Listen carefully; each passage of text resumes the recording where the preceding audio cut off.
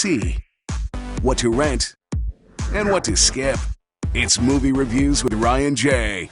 That's right, and we're kicking off our Friday with the nationally syndicated film critic Ryan J. Over 1 million people every week listen to his movie reviews, wondering how they should spend their movie-going weekend and their hard-earned dollars. So welcome back. Glad to be back. Yeah, you were at the fabulous party last night as well. So much fun. Happy birthday to David. Yeah, absolutely. Pretty cool. Okay. Fabulous people today. Yeah. Yes. And before you went to the party, you had a little extravaganza of your own, your 43rd time seeing something. Wicked. Wicked is back in Milwaukee for 1 week only this time around. I wish it was here longer, although probably I'd be then seeing it for the 44th and 45th and 40th. Love it. It's like people almost don't Amazing. believe it. He's seen it truly, genuinely 43 times. But I'm a Wizard of Oz person, Yeah. so, you know. And you never get tired? Do you see something new every time I do. or pick up It's, something? it's always enjoyable. Yeah, it was Great. pretty cool. You Great. did that before the show, so you thought it was great. Fantastic. All right, That's okay. cool. So if you're not going to see that, there's movies that are coming out this weekend that people can take part in. The first one, I don't know anything about this. Spectre, PG-13? Spectre. Spectre. Yeah, it's okay. the new James Bond Oh, movie. James Bond! What was I thinking? The 24th Daniel installment Craig. of Yes. the franchise for James Bond, and it is the fourth and final blonde Bond, Daniel Craig.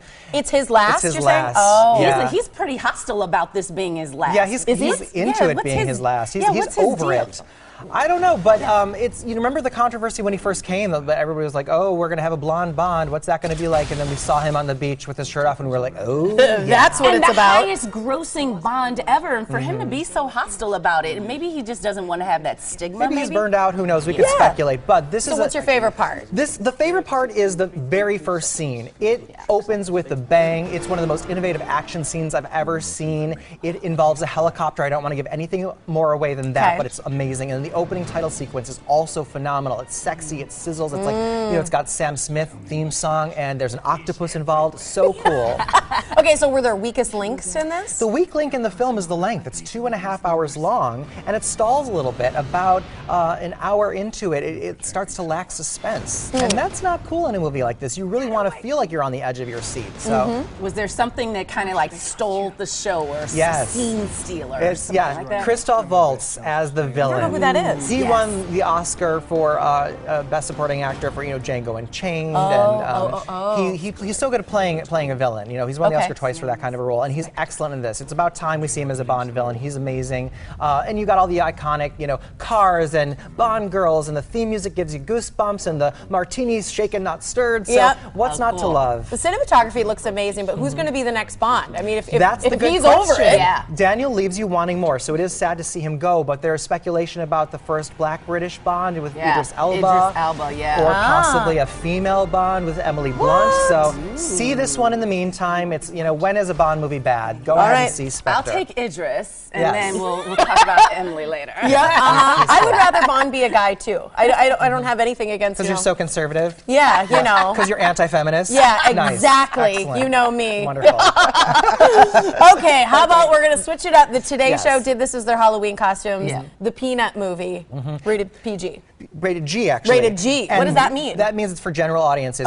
It's even like more safe than PG. Oh, And when okay. it's PG, not safe, let's be honest. But All anyway. right. Well, it's so animated, the Peanuts right? movie, yes, it's animated, and it is the 65th anniversary of the Peanuts comic strip. And, you know, we have so much nostalgia going in for all those classic TV shows. And it's so great to see them on the big screen because the animation is phenomenal. Really? The kids are all textured, and they're multidimensional. The 3D is fantastic, and it's really neat to see this unique way that they involve the 3D CGI with some 2D accents that actually harken back to keeping the integrity true to form. So it's beautiful. Wow. And so is this like a departure from the classic? Is it kind of brought into the 21st century? No, kind of actually, thing? and I was really surprised by that. It really stays very true to form.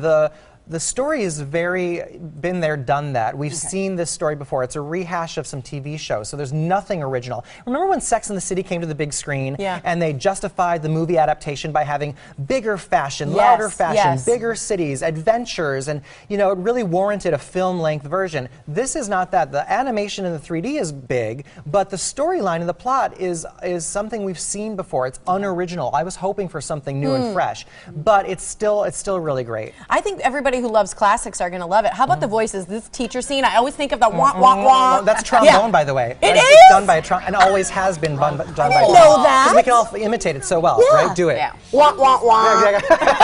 So good. I'm amazed. It's not like the new voice of Kermit in the Muppet movies where it sounds a little different and you miss the original voice, Jim Henson, but they found kids to do the voices of these characters that sound exactly like the classic TV shows we grew up hearing. They're phenomenal, and I love it. So kids will like this too? Kids will like it. My 13-year-old nephew Noah came along. He said it's one of his favorite animated movies. I enjoyed it for the nostalgic factor, so see it.